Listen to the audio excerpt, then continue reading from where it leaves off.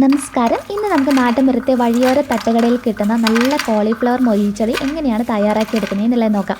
Gobi 65 cauliflower fry എന്നൊക്കെ പേരിൽ ഇത് അറിയപ്പെടാറുണ്ട്.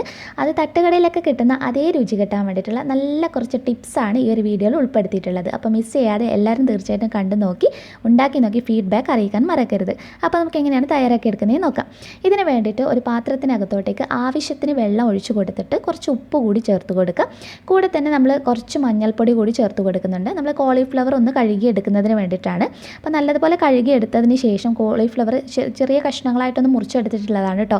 വെള്ളം നന്നായിട്ട് തിളച്ച് വരുമ്പം ഇതിലോട്ടേക്ക് ചേർത്ത് കൊടുത്തിട്ട് ഒരു 2 മിനിറ്റൊക്കെ മതി ഈ ഒരു തിളച്ച വെള്ളത്തിൽ നന്നായിട്ടൊന്ന് തിളപ്പിച്ചെടുക്കുക. ഒരു 2 മിനിറ്റൊക്കെ കഴിയുമ്പോൾ നമുക്ക് ഇതിനകത്ത് നിന്ന് ഫ്ലെയിം ഓഫ് ചെയ്തിട്ട് വേറൊരു അരിപ്പത്തട്ടിനകത്തോട്ടേക്ക് മാറ്റി കൊടുക്കാവുന്നതാണ്. അപ്പോൾ കോളിഫ്ലവർ മുറിച്ചെടുക്കുന്ന സമയത്ത് ഏറ്റവും കനം കുറഞ്ഞിട്ട് അതിൻ്റെ തണ്ടിന് ഏറ്റവും കനം കുറഞ്ഞ രീതിയിൽ വേണം അരിഞ്ഞെടുക്കാൻ. അപ്പോഴാണ് നമുക്ക് നല്ല രീതിയിൽ ചെയ്തെടുക്കാൻ കഴിയുക. ഇതിപ്പോൾ 2 മിനിറ്റ് തിളപ്പിച്ചതിന് ശേഷം ഞാൻ ഫ്ലെയിം ഓഫ് ചെയ്തിട്ടാണുള്ളത്.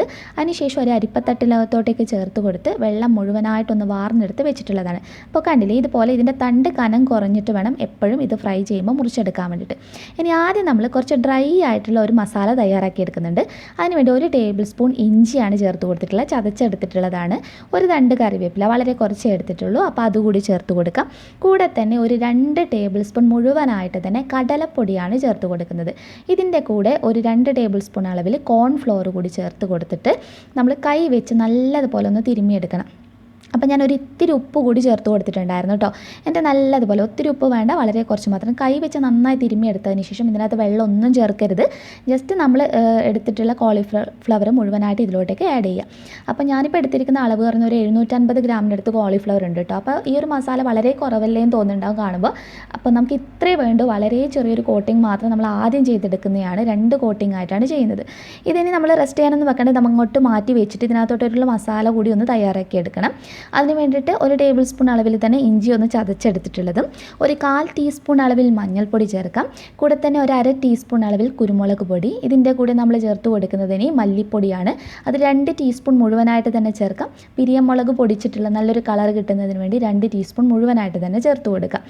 ഇനി ഇതിലോട്ടേക്ക് ഒരു 2 പിഞ്ച് ചെറിയ ജീരകത്തിൻ്റെ കറി ജീരകം പൊടിച്ചിട്ടുള്ളതും, 1 ടേബിൾ സ്പൂൺ മുഴുവനായിട്ട് വിനാഗിരിയാണ് ചേർത്ത് കൊടുക്കുന്നത്.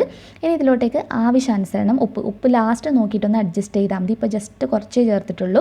ഇതിലോട്ടേക്ക് 1 tablespoon soya sauce, light soya സോസാണ് ചേർത്തിട്ടുള്ളത്.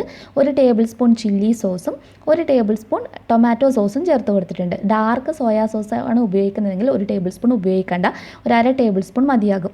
നല്ലതുപോലെ ഒന്ന് മിക്സ് ചെയ്തെടുത്തതിന് ശേഷം ഇതിലോട്ടേക്ക് നമുക്ക് അരിപ്പൊടിയാണ് ആവശ്യമായിട്ടുള്ളത്. അരിപ്പൊടി നമ്മൾ ഏകദേശം ഒരു 2-2.5 ടേബിൾ സ്പൂണോളം ചേർത്ത് കൊടുക്കുന്നുണ്ട് കേട്ടോ.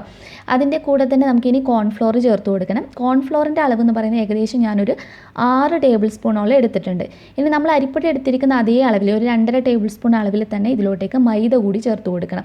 ഈ ആദ്യം ചെയ്തെടുത്ത ഒരു കോട്ടിങ്ങും രണ്ടാമത് നമ്മൾ ചെയ്തെടുക്കുന്ന ഒരു കോട്ടിങ്ങുമാണ് ഇതിന് ഏറ്റവും പെർഫെക്റ്റ് ആയിട്ടുള്ള ഒരു ടേസ്റ്റും ടെക്സ്ചറും കൊടുക്കുന്നത്. ഇനി ആവശ്യാനുസരണം വെള്ളം കൂടി ചേർത്ത് കൊടുത്ത് നല്ലതുപോലെ മിക്സ് ചെയ്ത് കൊടുക്കുക. മിക്സ് ചെയ്തതിന് ശേഷം നിങ്ങൾക്ക് ഇതിന് സോസിൻ്റെ അളവോ ഉപ്പോ ഒക്കെ വേണമെങ്കിൽ ഈ ഒരു സമയത്ത് ചേർത്ത് കൊടുക്കാവുന്നതാണ്. എന്നിട്ട് നമ്മൾ നേരത്തെ കോട്ട് ചെയ്ത് വെച്ചിരിക്കുന്ന ആ ഒരു കോളിഫ്ലവർ ഉണ്ടല്ലോ, അത് മുഴുവനായിട്ട് ഇതിനകത്തോട്ടേക്ക് ചേർത്ത് കൊടുത്തിട്ട് മസാലയിലോട്ടേക്ക് നല്ലതുപോലെ ഒന്ന് മിക്സ് ചെയ്തെടുക്കണം. ഇങ്ങനെ മസാലയിൽ മിക്സ് ചെയ്തെടുത്തിട്ടുള്ള കോളിഫ്ലവർ ഒരു 15 മിനിറ്റ് തുടങ്ങി 20 മിനിറ്റ് കൂടുതൽ സമയം വെക്കുകയാണെങ്കിൽ അത്രയും നല്ലത്. എന്നാലും ഒരു മാക്സിമം ഒരു അരമണിക്കൂറൊക്കെ റെസ്റ്റ് ചെയ്യാൻ വെച്ചാൽ മതി, അതിൽ കൂടുതൽ വെക്കേണ്ട ആവശ്യമില്ല. ഇതിപ്പോൾ ഞാനൊരു 15-20 മിനിറ്റ് മാത്രമേ വെച്ചിട്ടുള്ളൂ. ഇനി നമുക്ക് ഫ്രൈ ചെയ്തെടുക്കാം അല്ലേ. അപ്പോൾ അതിന് വേണ്ടിയിട്ട് ഒരു ചീനച്ചട്ടിയിലോട്ടേക്ക് ആവശ്യത്തിന് എണ്ണ ഒഴിച്ചു കൊടുക്കാം. എന്നിട്ട് എണ്ണ നന്നായിട്ട് ചൂടായി വന്നതിന് ശേഷം മാത്രം വേണം നമ്മൾ ഓരോന്നായിട്ട് ചേർത്ത് കൊടുക്കണം. ഒരുമിച്ച് ഇടയരുത്, ഓരോന്നായിട്ട് ചേർത്ത് കൊടുക്കാൻ വേണ്ടിയിട്ട് ശ്രദ്ധിക്കാം. ഇനി നമ്മൾ ഫ്രൈ ചെയ്തെടുക്കുമ്പം ശ്രദ്ധിക്കാൻ ഒരു പ്രധാന കാര്യം, നമ്മളിത് ഹൈ ഫ്ലെയിമിലിട്ട് ഒരിക്കലും വറുത്തെടുക്കരുത്. ആദ്യം നന്നായി എണ്ണ ചൂടായി വന്നതിന് ശേഷം ഫ്ലെയിം കുറച്ചിട്ട് ഒരു മീഡിയം ഫ്ലെയിമിലോട്ട് മാറ്റി സമയമെടുത്ത് വേണം മൊരിച്ചെടുക്കാൻ വേണ്ടിയിട്ട്. ഏകദേശം ഒരു ബാച്ച് ഫ്രൈ ആയി കിട്ടാൻ വേണ്ടിയിട്ട് ഒരു 7-8 മിനിറ്റെങ്കിലും എടുക്കും. അതിൽ കുറഞ്ഞ സമയത്ത് നമ്മൾ പെട്ടെന്ന് ഫ്ലെയിം കൂട്ടി വറുത്തെടുക്കുകയാണെങ്കിൽ ഇതിന് ആ ഒരു സമയത്ത് മാത്രമേ ഇത് നല്ല മൊരിഞ്ഞതായിട്ടുണ്ടാവില്ല. കുറച്ച് കഴിയുമ്പോഴത്തേക്കും പഴയതുപോലെ തന്നെ ആകും. അതുപോലെ തന്നെ ഇതിൻ്റെ ഉൾഭാഗം മിക്കതിൻ്റെ ഉൾഭാഗം പുറമേ മാത്രം നല്ല ക്രിസ്പിയും ഉൾഭാഗം അത്ര സോഫ്റ്റ് ആയിട്ടായിരിക്കും ഉണ്ടാകുക. അതുപോലെ നമ്മൾ ഈ ചെയ്തെടുത്തുള്ള 2 കോട്ടിങ്, ആദ്യം കൊടുത്ത ഡ്രൈ കോട്ടിങ്ങും രണ്ടാമത് നമ്മൾ കുറച്ച് വെള്ളം മിക്സ് ചെയ്ത് കൊടുത്തിട്ടുള്ള ഒരു മസാല കൂട്ടും കൂടി കൊടുക്കുമ്പോഴാണ് ഇത് നല്ല ടേസ്റ്റായിട്ട് കിട്ടുക. ഇതിലോട്ടേക്ക് ഒരു തണ്ട് കറിവേപ്പില കൂടി ചേർത്ത് കൊടുത്തിട്ടുണ്ട് കേട്ടോ ഈ ഒരു എണ്ണയിലോട്ടേക്ക്. അപ്പോൾ നല്ലൊരു ഫ്ലേവർ കൂടി കിട്ടും. ആ കറിവേപ്പിലയിൽ കൂടി ഒന്നങ്ങ് മിക്സായി വന്നതിന് ശേഷം ഒരു 7-8 മിനിറ്റിന് ശേഷം നമുക്ക് എണ്ണയിൽ നിന്ന് എടുത്ത് മാറ്റാവുന്നതാണ്. ഇതിപ്പോൾ ഒന്ന് കളറ് മാറി വന്ന് തുടങ്ങിയിട്ടുണ്ട്. ഒരു ഇത്തിരി സമയം കൂടി നമ്മൾ ചെയ്തെടുക്കണം.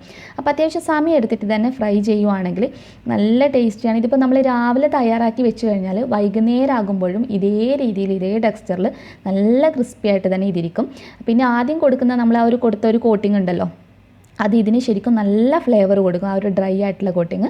ബാക്കിയുള്ള എണ്ണയിലോട്ടേക്ക് കുറച്ച് കറിവേപ്പില, 1-2 തണ്ട് കറിവേപ്പിലയും ഒരു 3-4 പച്ചമുളകും എടുത്തിട്ട് ജസ്റ്റ് ഒന്ന് എണ്ണയിലിട്ടിട്ട് അങ്ങ് കോരിയെടുത്താൽ മതി. ആ ഒരു ചെറിയൊരു ഫ്ലേവർ കൂടി നമുക്ക് ഇതിനകത്തോട്ടേക്ക് ചേർത്ത് കൊടുക്കുന്നതിന് വേണ്ടിയിട്ടാണ്. അപ്പോൾ ജസ്റ്റ് ഞാനിപ്പോൾ എണ്ണയിലിട്ട് ഒന്ന് വറുത്ത് കോരി എടുത്തിട്ടുണ്ട്. അപ്പോൾ ഒരു പ്ലേറ്റിനകത്തോട്ട് ചേർത്ത് കൊടുക്കുക അല്ലേ. അപ്പോൾ ഞാൻ ഈ പ്ലേറ്റിനകത്തോട്ടേക്ക് ചേർക്കുമ്പോൾ തന്നെ നിങ്ങൾക്ക് മനസ്സിലാവുന്നുണ്ടാകും ഇത് എത്രത്തോളം മുരിഞ്ഞിട്ടുള്ളതാണെന്നുള്ളത്. ശരിക്കും ഇത് നമ്മൾ കറിയുടെ ചോറിൻ്റെ കൂടെയൊക്കെ കഴിക്കുന്നതിനേക്കാളും നല്ലൊരു സ്നാക്കായിട്ട് കഴിക്കാനാണ് ഇതെല്ലാവർക്കും, കുട്ടികൾക്കാണെങ്കിലും മുതിർന്നവർക്കാണെങ്കിലും ഒത്തിരി ഇഷ്ടം. അപ്പോൾ നല്ല ടേസ്റ്റാണ്. ഇതിൻ്റെ കൂടെ സോസിൻ്റെയോ അങ്ങനെ ഒന്നും തന്നെ ആവശ്യമില്ല. നിങ്ങൾ തയ്യാറാക്കി നോക്കുക. നമുക്ക് പെർഫെക്റ്റ് ആയിട്ട് വീട്ടിൽ ഇതുപോലെ ഈ ഒരു സ്റ്റെപ്പ് നിങ്ങൾ ഫോളോ ചെയ്യുകയാണെങ്കിൽ നല്ല പെർഫെക്റ്റ് ആയിട്ട് രാവിലെ ഉണ്ടാക്കിയ വൈകുന്നേരം വരെ ക്രിസ്പി ആയിട്ടിരിക്കുന്ന ഗോബി 65 എളുപ്പത്തിൽ വീട്ടിൽ റെഡിയാക്കി എടുക്കാം. അപ്പോൾ എല്ലാവരും തയ്യാറാക്കി നോക്കി നിങ്ങളുടെ ഫീഡ്ബാക്ക് അറിയിക്കുമെന്ന് വിശ്വസിക്കുന്നു. നെക്സ്റ്റ് വീഡിയോയിൽ ഇനിയും നല്ലൊരു വെറൈറ്റി ഡിഷായി കാണാം. അതുവരെ ടേക്ക് കെയർ, ബൈ ബൈ.